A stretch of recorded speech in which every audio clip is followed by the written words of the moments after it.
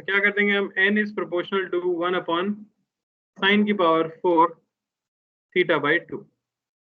तो आप सिंपली लिख सकते हो 160 डिग्री अपॉन n इक्वल होना चाहिए साइन की power 4 90 degree by 2 upon sine की पावर 4 120 डिग्री बाई 2। कोई दिक्कत? यहाँ से कितना आया, n आपको मिल रहा है 360, यानी 360 पार्टिकल्स 90 डिग्री से डिविएट हुए होंगे। सिमिलरली हम क्या लिख सकते हैं अपना, 1440 क्या हो बेटा? दूसरे वाले का 1440 वाला। अच्छा, sine 60 degree by 2 upon sine की पावर 4 120 डिग्री बाय 2। जैसा कि बताया जा रहा है ये आ रहा है 1440।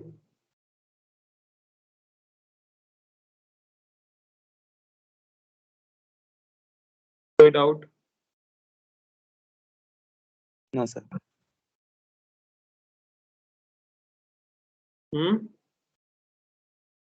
आवाज नहीं आ पा रही बेटा, यहाँ पे कैरी करना है, नो कैरी लिखना है, लिख लो।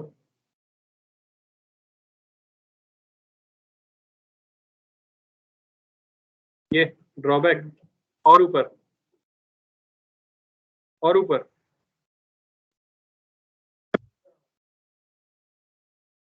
इसके नीचे का लिखा है।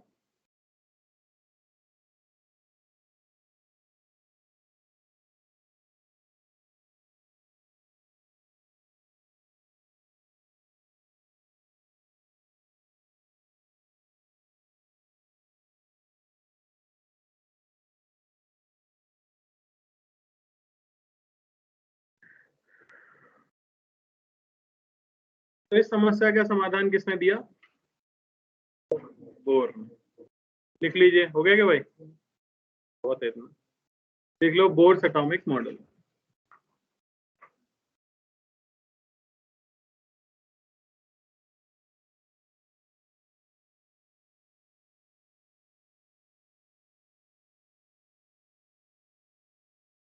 तो सबसे ज्यादा ये फेमस क्यों हुआ था मॉडल, बताइए? क्योंकि ये हाइड्रोजन एटम के एब्जॉर्प्शन और एमिशन स्पेक्ट्रम को समझा पा रहा था। स्पेक्ट्रम क्या होता है, हम एक एटम लेते हैं और जितनी पॉसिबल वेवलेंथ होती है वो सभी उसके ऊपर इंसिडेंट कराते हैं, और सामने देखते हैं कि कौन कौन सी वेवलेंथ हम रिसीव कर पाए। तो इसे कहा जाता है एब्जॉर्प्शन स्पेक्ट्रम। जितनी भी वेवलेंथ आपने गिराई उनमें से कुछ पर्टिकुलर वेवलेंथ वो एटम एब्जॉर्ब कर लेता है और बाकी सारी आपको बाहर मिल जाती है। तो जो पैटर्न बनता है उसे एब्जॉर्प्शन स्पेक्ट्रम कहते हैं। फिर देखा गया कि वही एटम कुछ पर्टिकुलर वेवलेंथ थोड़े टाइम के बाद रिलीज करता है, उससे जो वेवलेंथ हमें मिली उनके पैटर्न को कहते हैं एमिशन स्पेक्ट्रम। तो ये जो एटॉमिक मॉडल था ये इस चीज को एक्सप्लेन कर पा रहा था, और इसीलिए कितना प्रसिद्ध हुआ। लिख लो यहाँ पे पॉइंट, एबल टू एक्सप्लेन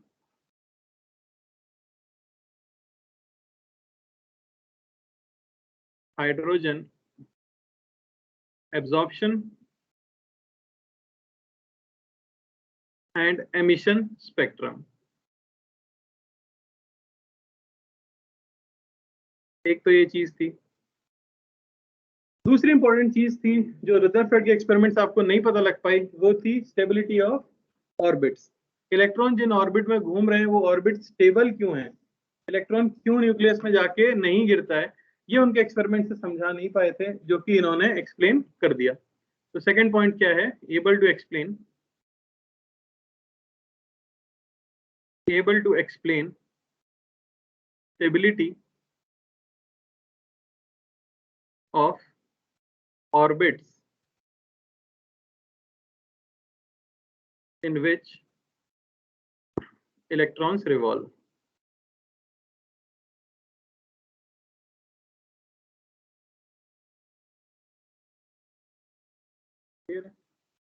तो इन्होंने अपनी थ्योरी जब दी थी तो 3 पॉस्टुलेट दिए थे, एक एक करके हम लिख लेते हैं।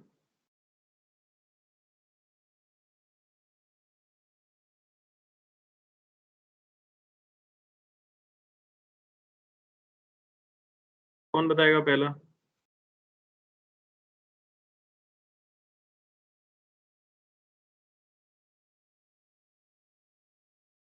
थोड़ा बहुत पढ़ के नहीं आए? एक ही याद है बात ये तुम्हें तीन में से, तुमको तीन में से एक ही पॉस्टुलेट याद है ना? दूसरा कौन सा है तो बताओ। पहला है अगर NH/2 दूसरा, ठीक है, तो वही हमारा पहला है, लिख लो यहाँ पे first postulate.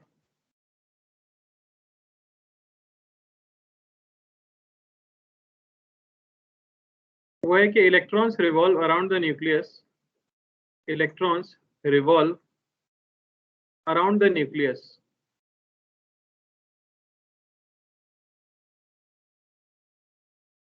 in circular orbits, जिन्हें हम फोर्स ऑर्बिट भी कह सकते हैं, ठीक है ना, where nuclear attraction balances centrifugal force।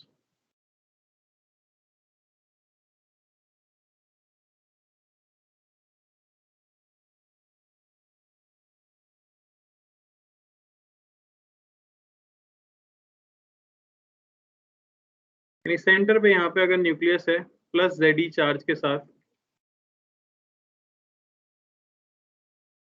और इलेक्ट्रॉन ये अगर रिवॉल्व कर रहा है v वेलोसिटी से, इसे हम लिख सकते हैं Rn, और इसे हम लिख रहे हैं Vn। Rn जहाँ पे क्या है, रेडियस ऑफ nth ऑर्बिट,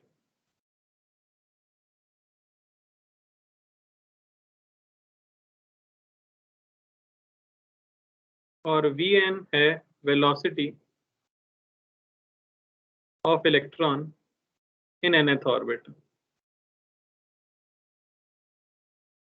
तो हम सिंपली यहाँ लिख सकते हैं इलेक्ट्रोस्टैटिक फोर्स यानी कि K Q1 Q2 by Rn का स्क्वायर इक्वल होना चाहिए m Vn का स्क्वायर बाय Rn।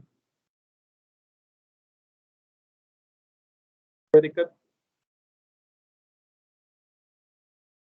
ये था उनका पहला पॉस्टुलेट। क्या हो, कोई भी डाउट हो तो पूछ लेना।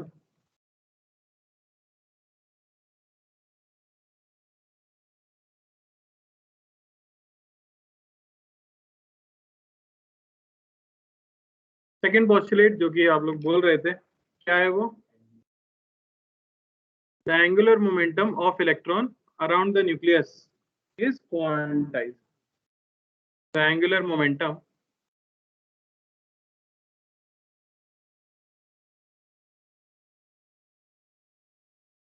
of electron in orbit around nucleus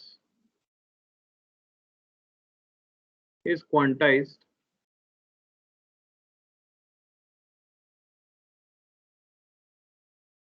and is integral multiple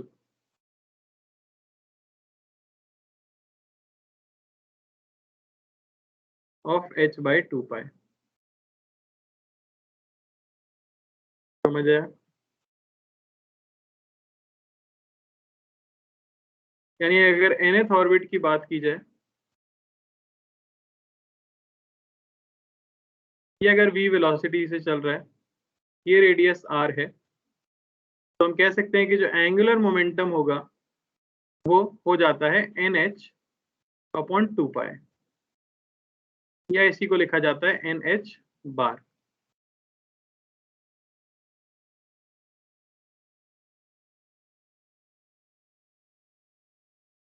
h यहाँ पे क्या है? Planck's constant. क्या वैल्यू होती है?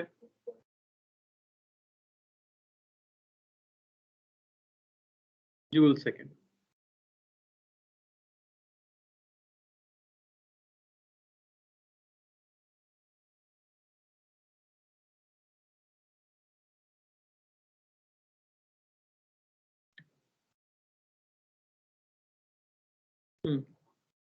जाओ ना, यानी कि m Vn इंटू Rn ये इक्वल होगा NH/2 pi।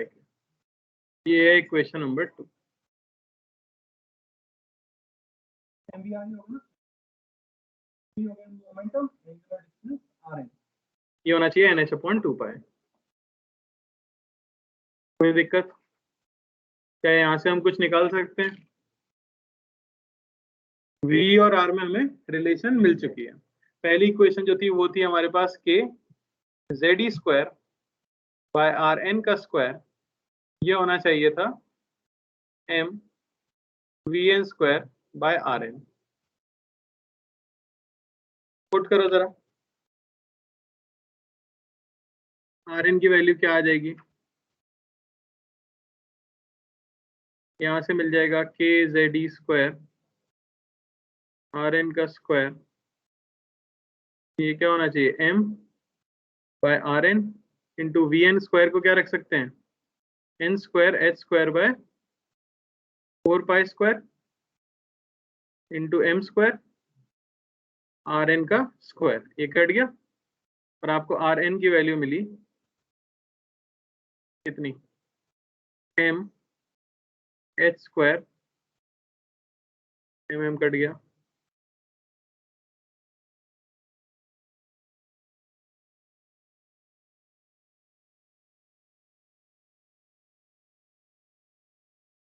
बोलो ना यार कितना आ रहा है?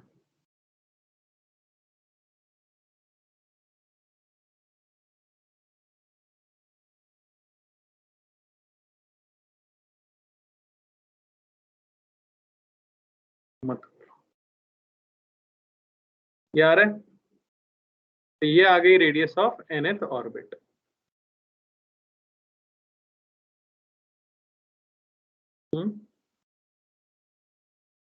हाँ भाई,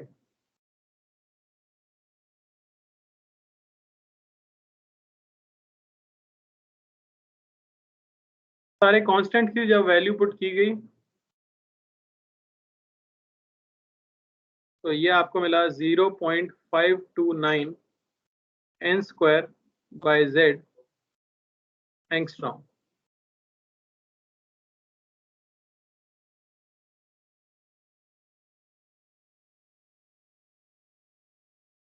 तो अगर हाइड्रोजन की बात की जाए, फॉर हाइड्रोजन इसका z होता है 1, n = 1 के लिए जो रेडियस आती है r0, इसकी वैल्यू आती है 0.529 एंगस्ट्रॉम, इसे कह देते हैं बोर्स रेडियस।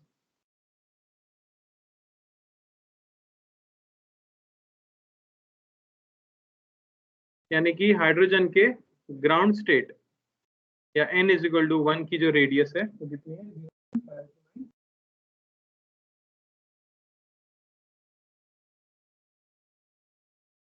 कोई दिक्कत? वेलोसिटी बता सकते हो? Velocity of electron in nth orbit कितनी आएगी? निकाला है पक्का? 2ke²।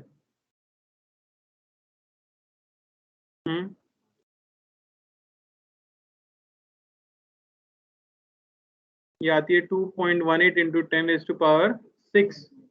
z/n मीटर पर सेकेंड। तो ये दोनों आपको याद रखने हैं।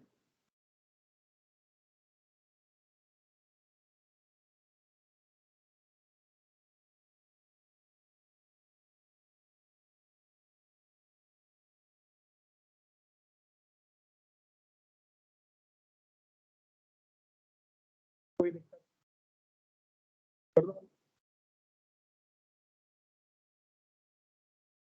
तो क्या क्या इंपॉर्टेंट पॉइंट है?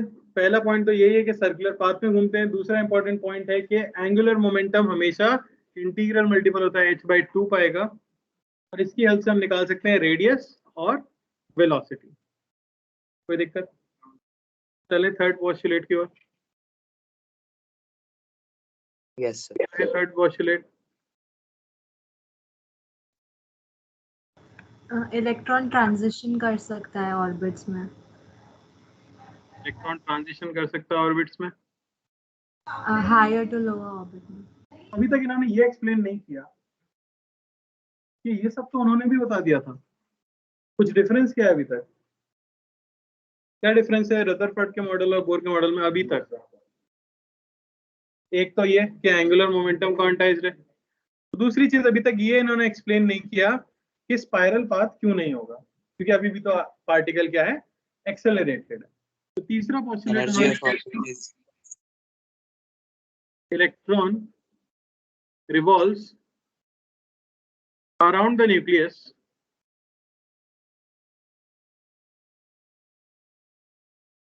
in fixed energy orbits. Fixed energy orbits. इसका मतलब ये हुआ कि the total energy of electron in any given orbit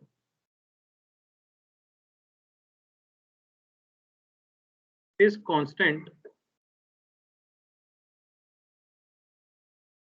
That is, electrons do not radiate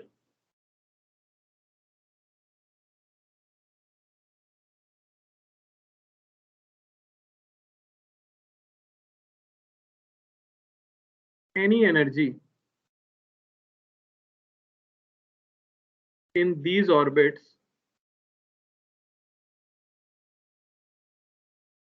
called Bohr's stationary orbits. समझ आया? कोई एनर्जी वो रिलीज नहीं करने वाले, और उन्होंने ये भी बता दिया कि electrons can only emit radiations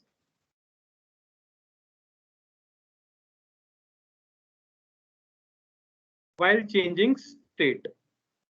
While changing state, यानी कि from higher energy orbit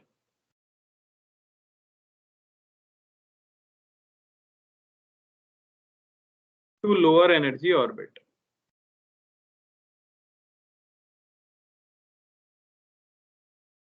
यानी कि इलेक्ट्रॉन जब हायर एनर्जी ऑर्बिट से लोअर एनर्जी ऑर्बिट में आते हैं, यानी कि ऑर्बिट में ट्रांजिशन जब करते हैं, सिर्फ तभी वो क्या कर सकते हैं, एनर्जी रेडिएट। अगर एक फिक्स्ड ऑर्बिट के अंदर वो घूम रहे हैं लगातार, तो वो एनर्जी एमिट नहीं करेंगे। समझ आया? क्यों?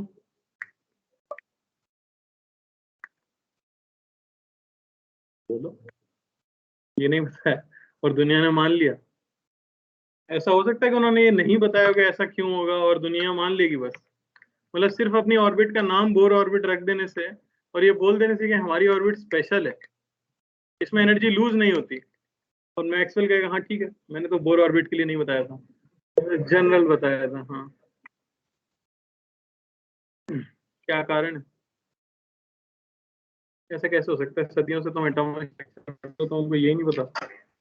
ये सबको पता था ना बोर ऑर्बिट स्टेबल है, क्यों स्टेबल है नहीं पता? सोच के देखो, मैंने लिखा भी है, यहीं पे लिखा हुआ है, तो क्या हो गया? किस पे डिपेंड करता है? नहीं नहीं, पार्टिकल एक्सेलरेटेड तो है ही, पर वो एनर्जी एमिट नहीं कर रहा, क्यों?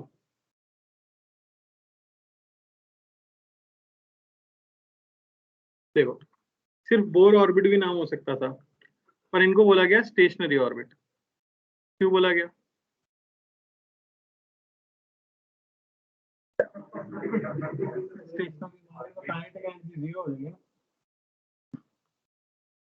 तो स्टेशनरी वेव्स का नाम सुना है?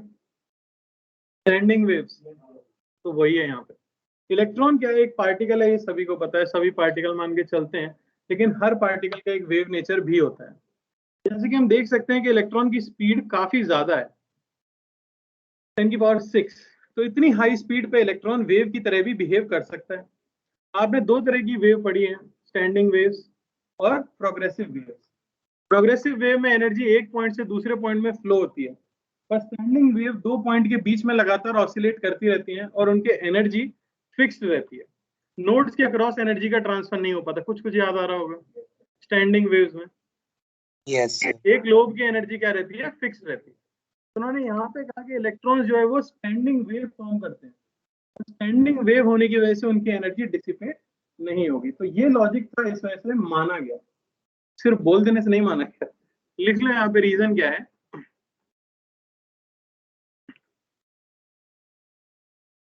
किस time?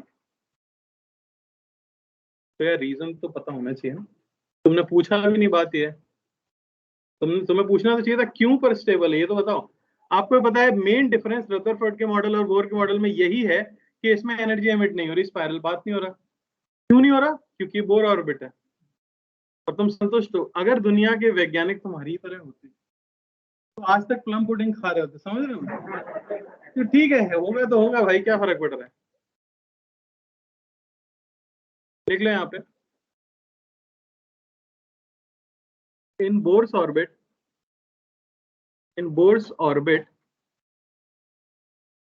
electrons form stationary waves या इसे हम कहते हैं standing waves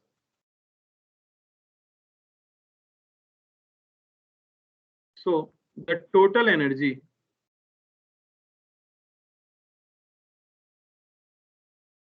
of orbit remains constant। Standing wave में दो तरह के इंटरफेरेंस हो सकते हैं, कंस्ट्रक्टिव इंटरफेरेंस और डिस्ट्रक्टिव इंटरफेरेंस। अब तुम्हें समझ आया कि आर नॉट पे स्टेबल था, उसके बाद 4R0, उसके बाद 9R0, तो 8R0 पे क्या हो रहा था? 8R0 की जो डिस्टेंस थी, वहां पे जो वेव फॉर्म हो रही थी उसका डिस्ट्रक्टिव इंटरफेरेंस हो रहा था, कंस्ट्रक्टिव नहीं हो रहा। तो जहां जहां पर जितनी पर्टिकुलर रेडियस के रिस्पेक्ट में, ऐसा समझ के देखो, मैं आपको समझाता हूँ। मान लो कि ये कोई बोर की रेडियस है, बोर की कोई ऑर्बिट है, ठीक है, ये जनरल आप कह सकते हो रेडियस होगी Rn। तो अगर इसमें कंस्ट्रक्टिव इंटरफेरेंस होना है और इसे स्टैंडिंग वेव की तरह आप पढ़ने वाले हो, तो इसको तोड़ के और अगर एक स्ट्रेट वायर बना दूं मैं, दोनों कोनों को फिक्स कर दूं, तो लेंथ ऑफ द स्ट्रिंग क्या हो जाएगी? बोलो, 2πr। समझ आ रहा है? तो लेंथ ऑफ द स्ट्रिंग या ऑर्बिट आप कह सकते हो, ये हो जाएगी 2πRn। और अगर स्टैंडिंग वेव का फॉर्मेशन करना है तो क्या होनी चाहिए कंडीशन? फॉर कंस्ट्रक्टिव इंटरफेरेंस आप ये कह सकते हो, फॉर कंस्ट्रक्टिव इंटरफेरेंस 2πRn ये इक्वल होना चाहिए n लैम्डा के। लैम्डा जहां पे क्या है? Wavelength of electron. तो जब जब ऐसा होगा सिर्फ तभी तभी ऑर्बिट कैसी हो पाएगी? स्टेबल, वरना दूसरी ऑर्बिट एग्जिस्ट नहीं करेगी, सिर्फ यही वाली ऑर्बिट क्या कर पाएंगी? एग्जिस्ट कर पाएंगी। समझ आई बात? तो आपसे ये पूछा जा सकता है,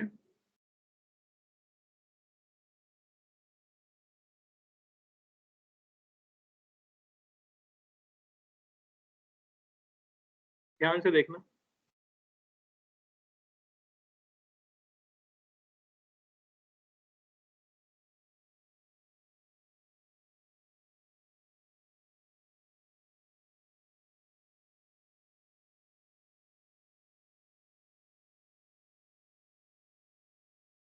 आपसे पूछा जा सकता है, अभी नहीं पूछ रहे,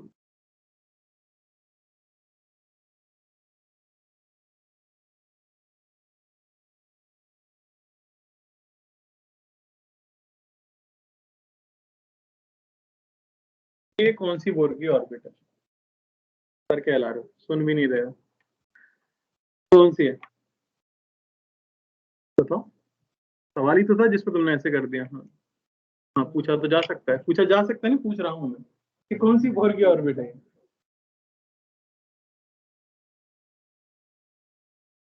स्टैंडिंग वेव पता है कैसे काम करती है? ऐसे ऐसे ऑसिलेट होती है ना, जैसे ये रस्सी है, तो ये नीचे जाती है, फिर ऊपर जाती है, नीचे जाती है, ऊपर जाती है, ऐसे ऐसे होती है। तो ये कौन सा ऑर्बिट है? देखो कैसे पता लगा, ये अगर एक नोड है, एक लूप ये हुआ, ये दूसरा लूप हुआ, ये तीसरा लूप हुआ, ये चौथा लूप हुआ। एक लूप की लेंथ होती है λ/2, तो 4 लूप की लेंथ होती है 2 लैम्डा। 2 लैम्डा यानी कि सेकंड ऑर्बिट। n क्या रहा होगा? 2 रहा होगा, क्योंकि सर्कमफरेंस की लेंथ उतनी है। अरे समझ आया? तो यहाँ पे आप ये कह सकते हो कि length of orbit is equal to 2 lambda. तो ये है सेकंड बोर ऑर्बिट। क्या हो भाई? जो लिखना चाहते हो लिख सकते हो। नंबर ऑफ वेव्स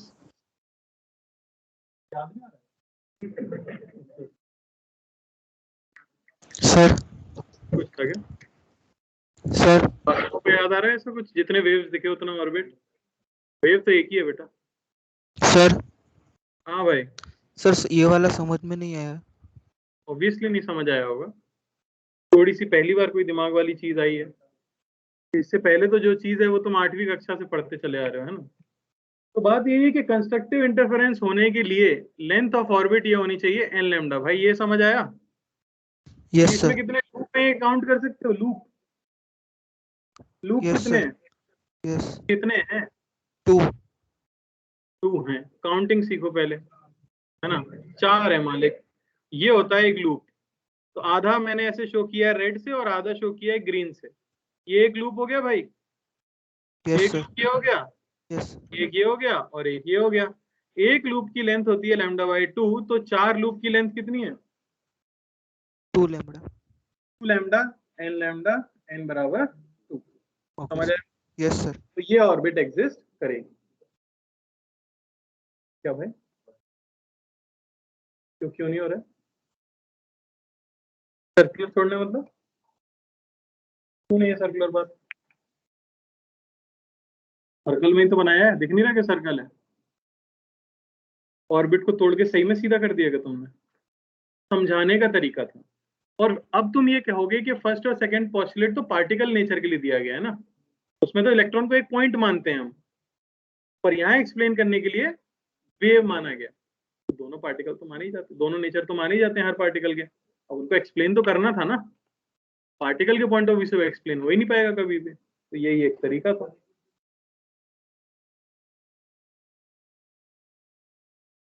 आगे बढ़ जाओ। क्या था ये? क्या सवाल है? स्टैंडिंग वेव के एक नोड पे लैम्डा बाय 2 होता है क्या? नोड क्या होता है बेटा? ये इसको नोड समझ रहा है, इसको लोब कहते हैं। नोड तो ये होता है कोना, ये होता है नोड। 2 नोड बनाए हैं मैंने। अब तुम्हारा सवाल था एक नोड पे लैम्डा बाय 2 होता है क्या? नहीं, बाद में कैसे बताओगे? तुम ऐसा कुछ कहना चाह रहे होगे कि ये अगर स्ट्रिंग है, ये मैंने बना दिया, अब इसको नोड कहते हैं भाई। तुम्हें सही याद था, ये भी नोड है, ये भी नोड है और ये भी नोड है। हाँ, तो 2 नोड के बीच की दूरी लैम्डा बाय 2 होती है। ये सही है बिल्कुल। शब्दों की फ्रेमिंग सही करो ना। एक नोड पे लैम्डा बाय 2 का क्या मतलब? ठीक है, इससे आता है। कैसे आया? ये तो बोर ही जाना। इसी से आ जाएगा। वैसे कंस्ट्रक्टिव इंटरफेरेंस करके उस पर्टिकुलर रेडियस पे जाओगे और एंगुलर मोमेंटम निकालोगे तो वो उसके इक्वल आ रहा होगा h अपॉन 2 पाई के। कुछ प्लैंक की थ्योरी भी जरूर इन्वॉल्व होगी क्योंकि h आ रहा है उसके अंदर। चलो क्वेश्चन ले लो। तो ड्रॉ द वेव डायग्राम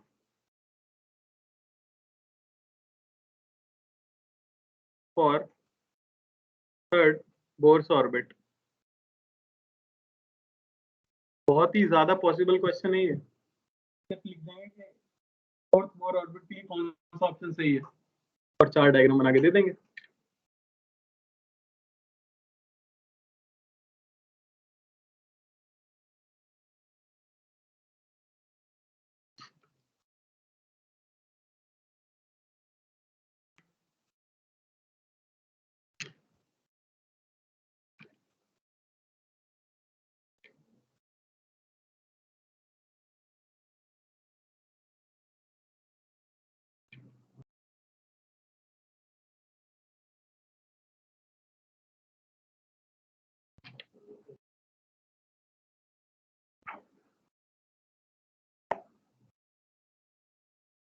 तो लेंथ ऑफ ऑर्बिट 3 लैम्डा होनी चाहिए।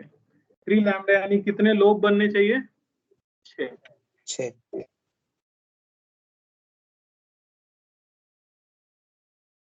बना लिया? बना लो।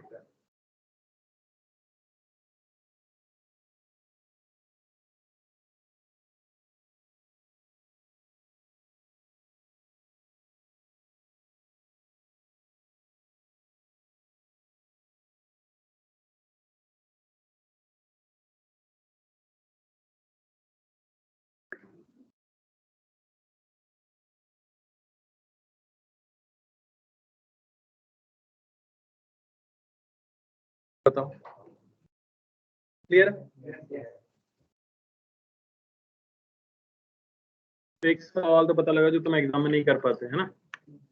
अब कर पाओगे? क्या पता, ऐसा कुछ फूल छप के आएगा, सोचोगे ये क्या है भाई। चलो, तो तीनों पॉस्टुलेट ने पढ़ लिया। तीसरे पॉस्टुलेट से हम निकाल सकते हैं एनर्जी ऑफ ऑर्बिट। अब हम वो निकाल लेते हैं, एनर्जी ऑफ इलेक्ट्रॉन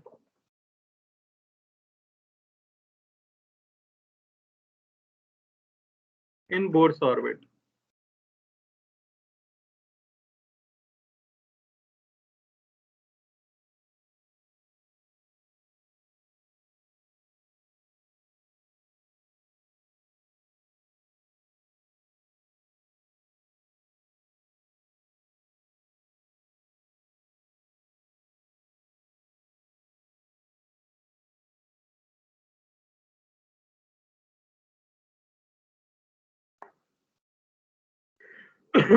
तो पोटेंशियल एनर्जी निकाल सकते हो।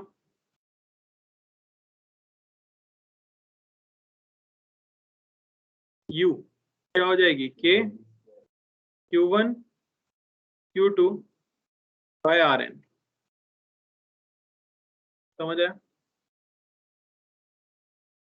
यानी कि K ZE square by Rn negative आ जाएगी। एक को Z ही लिया है तो एक को माइनस ही लेना पड़ेगा। सिमिलरली काइनेटिक एनर्जी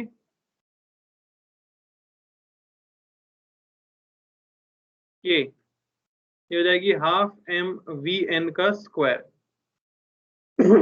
mvn का स्क्वायर को क्या लिख सकते हैं? आपको ये पता है ना, K ZE square by Rn ये इक्वल है mvn स्क्वायर बाय Rn। तो इसे क्या लिख सकते हैं हम? mv स्क्वायर बाय Rn को, mv स्क्वायर को सॉरी,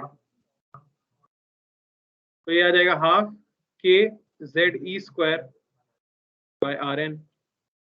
तो जो टोटल एनर्जी आ जाएगी हमारे पास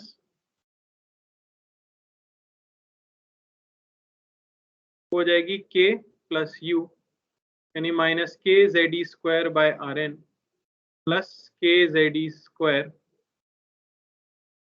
टू Rn यानी टोटल एनर्जी आ जाएगी minus K ZE square by 2 times Rn। समझ आया? तो यही फॉर्मूला सिर्फ हम याद रख लेते हैं।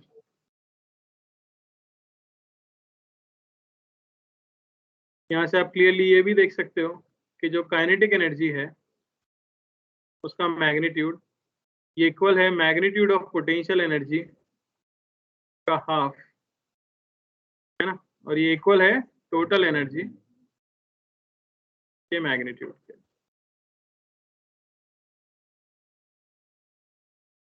तो अगर टोटल एनर्जी याद रहेगी तो ये सब याद रहेगा। यहाँ पे टोटल एनर्जी नेगेटिव क्या सिग्निफाई करती है? Total energy is less than 0। इसका मतलब होता है बाउंड सिस्टम। बाउंड सिस्टम, जो इलेक्ट्रॉन है वो न्यूक्लियस से बाउंड है, वो इसके चारों तरफ ही घूमने वाला है, क्योंकि टोटल एनर्जी कैसी आ रही है? नेगेटिव।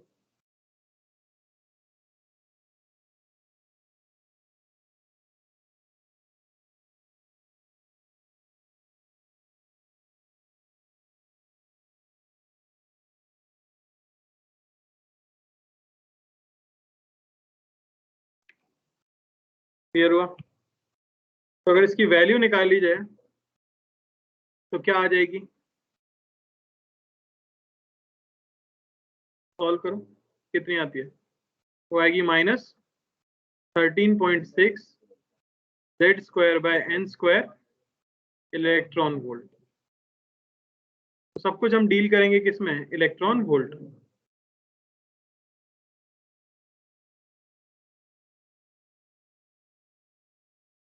यहाँ 1 इलेक्ट्रॉन वोल्ट ये हो जाता है 1.6 - 19 जूल।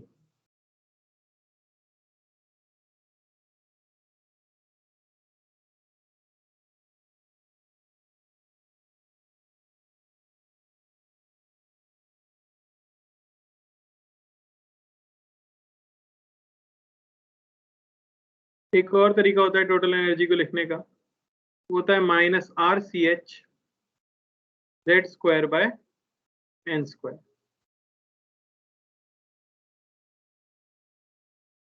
जहाँ C आपको पता है स्पीड ऑफ लाइट है, H प्लैंक्स कांस्टेंट है, और R है रिडबर्ग्स कांस्टेंट।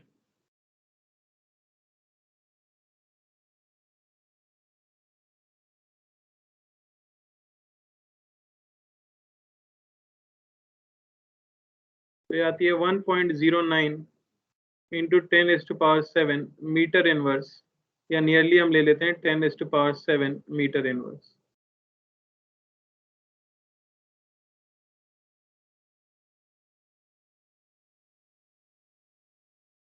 RCH Z²/n² से जो एनर्जी निकालोगे वो जूल में आएगी।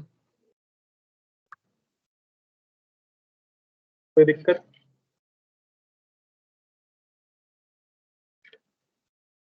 ना सर। और हाइड्रोजन एटम अगर कहा जाए, यानी Z = 1 के लिए, तो टोटल एनर्जी हम बता सकते हैं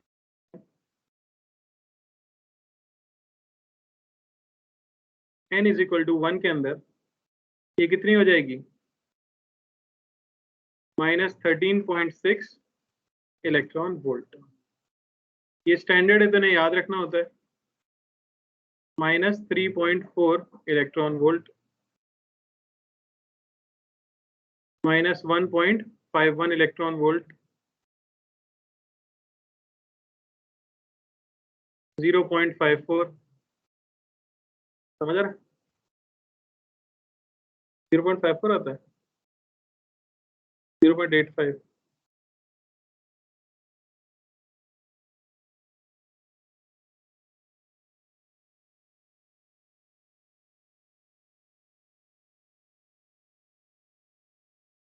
कैलकुलेटर से करना क्या आ रहा है?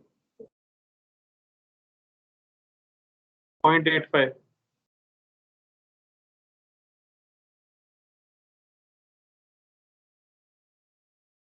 तो अगले के लिए आता होगा।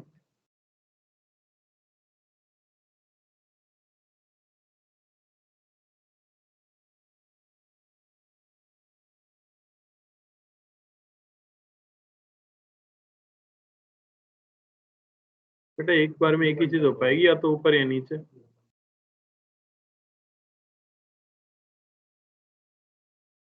हो गया?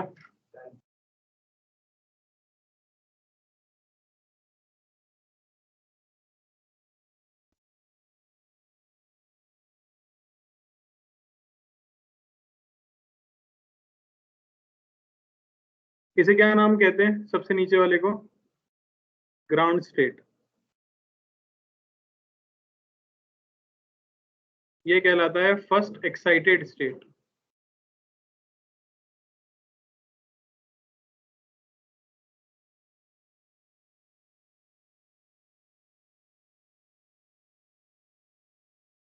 समझ आया?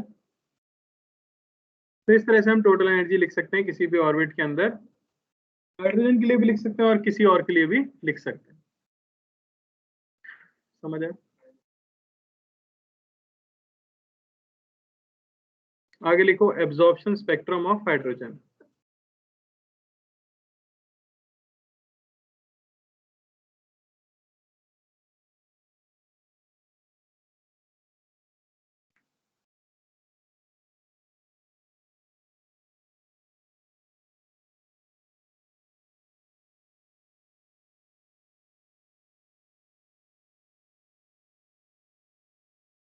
ये हम पढ़ेंगे अगली क्लास में, ठीक है ना।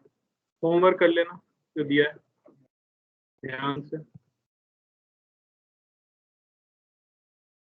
चलो।